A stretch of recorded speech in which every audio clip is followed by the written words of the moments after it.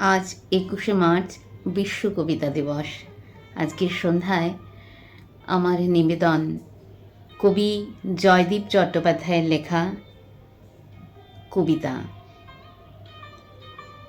কবিতা আমার শীতের সূর্য স্নান, কবিতা আমার প্রশান্তি মাখা দিন, কবিতা আমার গোধূলির রামধনু, কবিতা আমার দিনাবসানের গান, কবিতা আমার হৃদয়ের চেনা মুখ, কবিতা আমার বিরহ রাতের সখা, কবিতা আমার সংগ্রামী রাইফেল, কবিতা আমার সৃষ্টির সমগান, কবিতা আমার ২১-১৯ গাথা, কবিতা আমার অমর চর্যাপদ, কবিতা আমার মায়ের নকশি কাঁথা, কবিতা আমার আশ্রয় বাতিঘর, কবিতা আমার বিশ্ববিজয়ী আলো, কবিতা আমার শব্দের নামাবলী, কবিতা আমার শঙ্খ আজান ভোর, কবিতা আমার স্বপ্নের জল ছবি।